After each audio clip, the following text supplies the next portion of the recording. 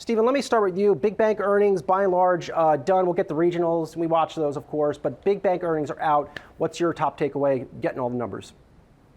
Yeah, good morning, Brian. Right, it's been a pretty solid quarter for banks. I think the outperformance on both loan growth and investment banking for the most part has led to that. I think coming in out of the March quarter results in April, bank management was a much different environment. The tariff-related turmoil had put a big pause on investment banking, and even though some recent conferences, the banks are kind of a little bit more cautious on the improvement in investment banking. But clearly, either something happened late in the quarter or they were snookering a bit because results came out pretty strong with investment banking for most of the banks reported so far. And on that loan growth, also pretty favorable. We get good results from the Federal Reserve, weekly data on lending. It was about 3% year over year, but you had JPMorgan at 5%, you had Bank of America at 7%. So these big banks are actually gaining share, I think, in these markets, and a lot of that is credit card growth, of course, but these are pretty good numbers. Mark, good to see you here. JB Diamond yesterday called out a recovery in investment banking. Certainly saw a bit of that, or a lot of that, in Goldman Sachs out today. What's your outlook for the investment banking business for the back half of this year? Thanks for having me on. It's definitely improving. The IPO window is open. The question is not whether it's open, it's how many people want to go through the window. And I think you're starting to see that acceleration like we saw in May and June, and you'll see in the back half of the year. So I would consider this a good back half backdrop. And the biggest way to predict that, of course, is what happened in the first half of the year. And most of those deals that came out are working spectacularly well. So my hunch is where you have more of a demand than supply, that gets to equilibrium. That means there'll be more IPOs in the back half and going into 26. Mark, what are these private companies waiting for? We look at, markets are at records. The regulatory backdrop appears to be easing. What do they need to see to come public? It's a great question. Yeah, certainly. I'm sorry. Go ahead, Mark. Yes, I think there's a couple things. One is they want the path of profitability. They want visibility on their earnings over the next 4 to 6 quarters. Secondly, I think they really want to make sure that the investors that they have are supportive of the deal. And again, there's a bunch of unicorns that priced offerings in 2021 on the private side that are still not at those valuations. So that kind of denial phase, I think, is getting closer to behind us, and the acceptance phase about what the market has is in front of us. Stephen, I'm looking for red flags. I don't want to sit up here and hype bank stocks. No quarter is perfect out of any company. As you sifted through these, really Goldman Sachs, Morgan Stanley, Bank of America, Citigroup, Wells Fargo wasn't that great. But what stood out to you in terms of things that investors should be worried about? Well, clearly the back half is, there's still some concerns about tariff-related, turmoil. We get these kind of on again, off again tariffs, and of course the company managements have talked about that. I think there's certainly bank stocks have had a big head of steam here coming into the quarter. And so valuations are, a bit on the upper side, although, universally we raised target prices yesterday on companies that came out because earnings are strong and they mostly guided a bit higher. So it's hard to find a lot of fault in these other than, the valuations are a bit stretched unless we do get that investment banking rebound in the second half. And I think we're a bit counting on that, as well as some regulatory softness as well, softening some of the capital requirements in the back half. I think by the end of this year we might have some of that. So that could be another catalyst for bank shares on the upside. But at this point, we are factoring in quite a bit of improvement across the board. Brooke, across all these banks, we saw really strong inflows into wealth management businesses. The markets have helped a lot of clients. I look at Bank of America, their credit and debit card spending up a combined 4%. Pretty good. I believe it's a deceleration quarter over quarter, but still good nonetheless. These are positive reads on the strength of the U.S. shopper. Absolutely, Brian. What we've heard across many of the major banks that have a good pulse on the consumer is that we actually saw an uptick in spending year over year when it comes to aspects or sectors that we were really concerned heading into this earnings season, this earnings quarter about. We saw an increase in credit and debt year-over-year growth when it came to sectors like travel and entertainment, as well as food, retail, and services. That's according to Bank of America. And what we're hearing from a few executives on these earnings calls is that the consumer is in a solid place. And that was once again a big concern heading into this earnings season was, did the consumer hold up amidst all this uncertainty, especially over the course of April and May? Did the consumer still go out and spend? And now what we're seeing from these big banks is essentially CEOs saying that they did. We heard from Bank of America CEO saying that they saw solid consumer spending data. JPMorgan Chase saying the consumer basically seems to be fine. We also heard last week from companies like Levi's, like Delta, that consumers still are spending. And so this is really a bit of a surprise here after we've heard so much uncertainty about how exactly consumers will spend in this environment. We're seeing that consumers were able to hold up. Bank of America, Goldman Sachs, and Morgan Stanley reporting strong second quarter earnings boosted by trading activity as tariff uncertainty fueled volatility. Joining me now once again, Dory Wiley, Commerce Street Holdings CEO. Dory, I was just checking on the stocks here, and they're trading lower, which is maybe a little bit surprising here, given this sort of blockbuster trading results. What do you make of the results, and what do you make of the reaction to the results? Well, I think investors are probably realizing that all this was priced in as well already. I mean, we got pretty good reports from everyone. When you look behind the numbers on these big money centers and whatnot, most of the excitement is in the investment banking, particularly the equity trading, the fixed income trading, et cetera. IPOs are picking up, M&As have picked up, and so the revenues have picked up from there. Now, as far as banking loan growth and deposits, yeah, that's there, but it's modest. And notice net interest income is not really expanding for some of these banks, which is an asset liability issue. As rates moved up, they adjust the loans up faster than they do the deposit rates. The deposit rates are catching up, particularly on wealthy clients who now want a healthy return on their money market accounts versus nothing. And that I think that's putting a little pressure on net interest income. And when you look at these banks priced, particularly JPMorgan at 16 times earnings, you know, I think as a bank investor anyway, what you do is you start looking at smaller banks, at regionals and community banks, and you see net interest income expanding. So as an example, Huntington came out with an announced deal, but they talked about their net interest income expanding 3% for the quarter as a prelude to their as part of their announcement. And I think you're going to see that in these other banks. So that's part of the reason why I think there's a little bit of a sell-off, because the pure bank part is it's good news. It's not bad news. Credit quality is holding up, but it's not great news. The great news is in the investment banking, and that was already priced in. And of course, that is more cyclical and should be a lower multiple. Right. I want to get to the regionals a little bit more, but before we do, I'm curious to ask you about the consumer side of banking too, because even as you say, maybe the net interest margin wasn't great, the rhetoric around the consumer side of the banks was decent, right? You had Brian Moynihan of Bank of America saying consumers remained resilient. You had Jamie Dimon sounding a little more positive. What do you make of those comments? Yeah, I noticed they both kind of went out of their way on that, and I'm getting mixed signals from the market on that, particularly in the housing. You know, housing is down, pricing is down, delinquencies are up. Your mortgage payment is double what it was 5 years ago. So there's still a lot of pressure out there on the consumer, and the American consumer in particular, drives everything for the whole world, not just here. So we do have to watch that. I thought those comments were interesting and positive from those banks, but I'm still a little bit suspect on quite how the consumer is really doing. Let's get to those regional banks, because if you're not sure how the consumer is really doing, what is the implication then for some of these more pure play regionals? Well, you know, a lot of them focus they're not as retail bank oriented as the big banks. Now, Huntington's a pretty good sized bank, so they have a good mix of retail, but they're very diversified in commercial and real estate and everything else. And these smaller community banks tend to be less. The smaller the bank, the less consumer focused it is. It doesn't mean the consumer doesn't affect them, but it's more in an indirect way.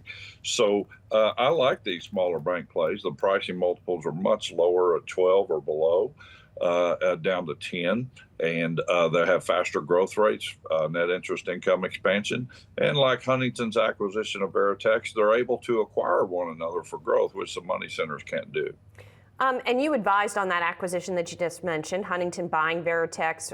It's $1.9 billion. It was an all-stock transaction, and it gives Huntington 30 branches in Texas. Do you think we're going to see more of those sort of smaller kind of bolt-on deals in the industry? I do. The M&A business for banking has been really slow the last 2 years. And part of that is regulatory, part of that is economic uncertainty, leadership out of Washington. There seems to be more direction, seems to be more of a green light from regulators. Approvals have sped up. We've had deals in our pipeline at Commerce Street, doing M&A for banks, all of a sudden finally getting approved that have been hung up in the Fed for a while. So I think there's a general sense of optimism, and we're getting calls from many banks around the country and locally about increased activity. And so I think and I'm sure other firms are too, I think you're going to see a continued increase in that activity going forward for at least the next 6 to 12 months. Dory, great to see you as always. Thanks for joining us. You're welcome. Well, it's been a big week for bank earnings, we know, and to put them into perspective, we're joined now by Anton Schutz, Menden Capital Senior Portfolio Manager. Schutz is the Menden Capital Senior Portfolio Manager. Anton, it is great to see you. Let's start kind of high level there, Anton. I'm just curious about the big themes so far you would pull out of these earnings reports. What have you learned about M&A, iBanking, the consumer? What's been your big takeaways? Big takeaway is things are pretty good. Credit continues to behave incredibly well across the spectrum. So, everybody talking about banks failing when commercial real estate loans were due to reprice has been pretty wrong, right? We've had 0 banks fail because of commercial real estate. So first of all, let's get that one out of the way. In terms of margin, generally margin's going to end up rising for the industry. So we've got a mixed bag so far of who's reported, but thus far, I think earnings estimates actually go higher into 26 based upon all these reports. So that's good. M&A finally happened, right? We saw a decent sized deal, almost $2 billion. Huntington Bank bought Veritex a couple days ago, and good transaction for everybody involved. Nice premium for the shareholders at Veritex. Full disclosure, my fund was a shareholder, has been a shareholder of Veritex for 10 years. So nice to see that come along, true capitalists. And we expect to see a lot more M&A coming forward. So, and also capital markets look good. I think investment pipelines are building for deals, IPOs, M&A activity across more than just financials. So, I think the health of the space is great. Valuations also look very, very good compared to any other sector of the S&P. Anton, another big theme, investors in this space are watching, deregulation. What do you see ahead there? What's it going to mean for the industry? When's it going to show up in the financial results? Well, it's already showing up for the perspective of, Huntington's deal is announced, and they said they're going to close the deal in 3 months. That's unheard of in recent history. So I think that's really good news. We had deals out there that would languish for a year without ever getting an answer. So, really, really big change in terms of approvals. I think capital levels, again, are very, very robust in the industry. I think banks are going to be allowed to return more capital through dividends and buybacks. So again, more good news there. And I do think you'll see some bigger M&A deals come down. I think you'll see companies like Fifth Third and PNC potentially roll up some of the rest of the industry. Let's get to some picks, Anton. Some of your top picks. FB Financial, ticker FBK. Why is that a buy? Yeah, that's a company that's consistently delivered, right? They've done M&A, they've bought other companies, they've added to value, they've added to their attractive footprint in Tennessee, and they'll be moving into other attractive markets like the Carolinas and maybe Georgia. But really great management team, and they would actually benefit if there's other M&A that takes place in their markets, and there could certainly be more M&A that's disruptive in their markets, and they'll take advantage of that. So really like that management team. Strong capital, really strong reserve ratios, very conservative management team. So I think they're a builder of value since their IPO. One more ticker while I have you, Anton. Equity Bank Shares, EQBK. Another, buyer of other banks. They have 800 small banks in their footprint that they could buy. And they'll go to these small towns and they'll buy a 2-branch bank and they'll pay the right price for their shareholders and the other bank shareholders. They'll create value, they'll clean up the bond portfolio, and they'll create some growth. So they've got a very good history of doing this. So either one of these companies could announce a deal at any point in time, and they're great at executing. And in a regulatory environment, they're closing deals quickly. Equity announced a deal, I believe, in February, and again, it's already closed. So, love management teams, love people who, get deals done, have great relations with the regulators, and have the ability to execute transactions that are good for their shareholders. And we're going to see plenty of other, upside coming from other banks actually getting taken over, and premium is being paid as well. There's a really big gap between the market cap of the mid-cap banks and the SMID and smaller. So the bigger banks get to pay really nice premiums. It's a win for all shareholders, including their own. And when that math happens, you've got an environment that's right? Regulation allows deals to happen. Average age of a board of directors is up to 66 years. It's up 6 years since 2018, right? Because deals just haven't had a chance to happen. I mean, think about the things we've had since 18, right? We had the pandemic, uncertainty. We had the Fed raising rates really quickly, caused some failures, uncertainty on the funding side. So again, how do you have M&A happen? We've had fear over recessions, uncertainty.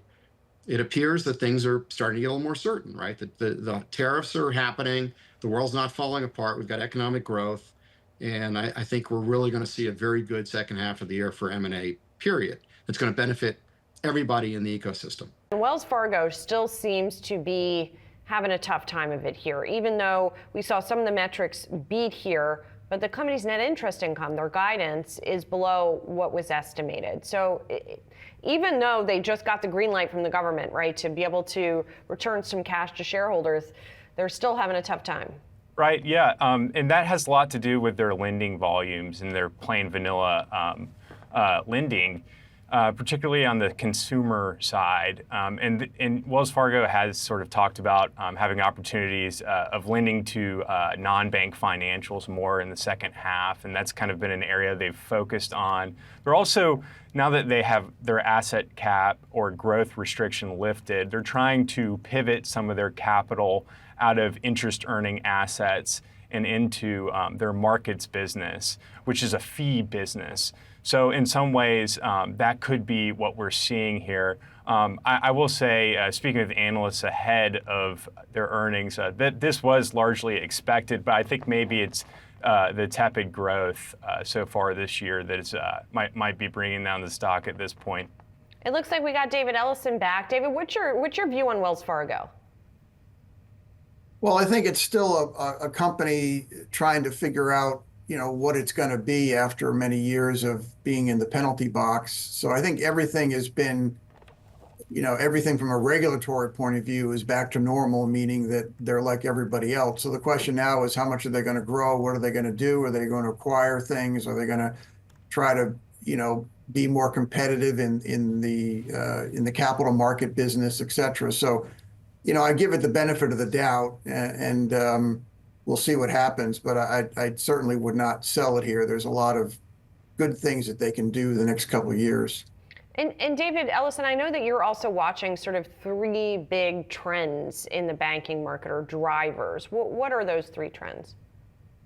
Well, I think the thing, I think the whole sort of crypto, sort of trading stuff is going to be a big part of the growth. There's a lot of new products in terms of fintech products that are out there, and we see, companies coming public and providing these products. You see Hood, you see, Coinbase, et cetera. And I think the banks are going to adopt these products over time. And I think the second one is the regulatory sort of cloak or real problems have been lifted a little bit. And I think that's a good thing for the banks, because they've been in a pretty significant penalty box for a number of years. And I think the fact that they can now potentially do more transformative deals is a positive. And I think finally, which everybody talks about, is the AI and the ability to cut costs. This industry has really not benefited from any of the new technologies out there from a banking perspective. They either haven't adopted it or haven't wanted to. And I think that the companies that start to do that are really going to see cost benefits, and that's going to drive the returns higher. And I think you already see that with JPMorgan, that has a return that is, twice some of the smaller banks that are out there from a return on equity and assets perspective. And how much of that we've seen at JPMorgan is from sort of AI-related savings and sort of execution and management inside the bank? Well, I think it's a combination of focus. I mean, the businesses that are growing now happen to be a high return business. And I think the question now is they have the profits to invest in the company and invest in the business. And I think that's what everybody wants. I mean, yeah, they want good returns. They want good return on assets. They want good growth in book value. But the industry, from a traditional banking perspective, there's been a lot of share lost in terms of lending, in terms of products, in terms of customers. And there's been a tremendous loss. And that's why you have Coinbase and Hood and Circle with, millions and millions of customers. Where'd they all come from? They all came from traditional banks. And the hope is over the next, half decade or a decade that these banks will invest in those products and earn back those customers and therefore improve their profits and improve their growth and improve the metrics of the business. So they just got to stop losing customers. The only way you do that is to invest. And I think they're starting to do that. I should mention, we're just seeing those JPMorgan shares turn a little bit lower here. They are, by the way, up about 20% this year, and they're trading still close to their record high, which I believe was 296. Let's drill a little deeper now on those bank earnings. Executive editor Brian Sozzi's been listening into those earnings calls. He's joining now from the Yahoo Finance newsroom. So what are some of your takeaways, Soz? Yeah, Julie, I got 3 different headphones plugged in through my different ears so I can listen to Wells Fargo, all these companies, BlackRock too. But look, the JPMorgan conference call is the one I'm listening to right on Yahoo Finance. Great new function on our site. I encourage everyone to check it out. Really enjoy listening to it on there.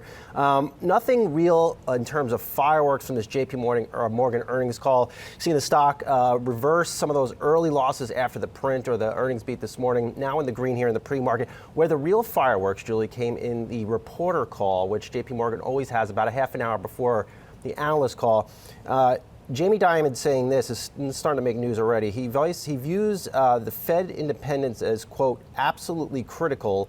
And then also, quote, it's important for the Fed to be independent. So Dimon voicing support for an independent Federal Reserve. And of course, that's in contrast to everything we've heard of the Trump administration in the past month. That is one that continues to attack Fed Chairman Jerome Powell, wants him to lower his interest rates. Jamie Dimon saying it's important for the institution to be independent. That's my real takeaway so far here, Julie, on JPMorgan. Yeah, really interesting. And as we know, he is always outspoken. Anything else from the other banks that you want to highlight, Saz? Yeah, just how bad a quarter Wells Fargo was. 3 months ago, we were sitting here, not us, because I didn't buy into any Wells Fargo turnaround, but they were promoting the bank is starting to turn around. We're going to start returning capital to shareholders. This quarter really reversed all of that. You compare it to how Wells Fargo did in markets, investment banking, trading, you name it, whatever it is, they badly underperformed JPMorgan. And I suspect when Bank of America reports, they will show better results than in Wells Fargo. And I know they're not direct comparisons, Wells Fargo and BlackRock, but BlackRock is calling out this morning record assets under management of $12.53 trillion, a positive metric for them, completely opposite to what we've heard from Wells Fargo today. In addition, of course, cutting their outlook for the full year in terms of net profits. Breaking news, JPMorgan just reporting second quarter earnings. The bank posting adjusting earnings per share of $5.24. That's topping analyst expectations. And revenue coming in at $44.9 billion, also a slight beat compared to expectations. JPMorgan Chairman and CEO Jamie Dimon saying in the press release the U.S. economy remained resilient in the quarter. The finalization of tax reform and potential deregulation are positive for the economic outlook. However, Dimon added significant risks persist, including from tariffs and trade uncertainty. You saw on your screen there the stock edging higher on the news. And I want to dig a little bit further into some of these numbers. So JPM's net interest income coming in at $23.3 billion. Equity trading and sales revenue came in at $3.25 billion. That was slightly above estimates. Of course, equity trading would involve some of that volatility that we saw within the market and a large amount of trading that we saw in the second quarter amid that tariff turmoil. Then looking at investment banking revenue coming in at $2.68 billion. That was well above the street's estimate of $2.16 billion. Of course, we've seen a bit more M&A starting to pick up in the second quarter. The IPO market also starting to warm up as well. And then getting back to that net interest income story for JPMorgan, full year net interest income now projected to be at $95.5 billion. That is up from estimates of $94.5 billion. JPMorgan have been on a pretty good run headed into this release. Seems like an overall positive report for the large bank, but stock not moving too much. Should note JPMorgan stock had been up 20% year to date coming into this release, 40% over the past year. So perhaps some of the positivity that we're seeing in this release already discounted a little bit within the market. I do want to flip over to another large bank that we're watching this morning that also has earnings out. We're going to take a look at Wells Fargo. So Wells Fargo reporting revenue of $20.82 billion in the second quarter. That is above estimates of $20.74 billion. Earnings per share coming in at $1.60, above estimates of $1.41. But you're seeing on your screen right now, Wells shares down over 1%. I think that's probably most likely because they're missing estimates on net interest income. So net interest income coming in a little bit lower than expected in the quarter. Then you flip to Wells's full year forecast for net interest income. That's at $11.7 billion.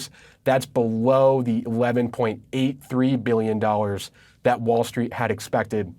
Wells Fargo stock had also been acting pretty well this year. Stock was up 18% year to date, 47% over the last year. Broadly, relatively solid results from two large banks as we kick off a key week of earnings season where we're hearing from a lot of financial companies. We're going to hear from Bank of America tomorrow. BlackRock also out with results earlier this morning. Financials have been one of the strongest sectors amid this rally, with XLF up over 24% over the past year. So we'll be listening closely on the call throughout the morning here to hear what these CEOs have to say about the health of the U.S. economy and the health of the U.S. consumer. Will be particularly interesting to hear how card activity is going at a company like JPMorgan Chase, usually a good read into how Americans might be spending.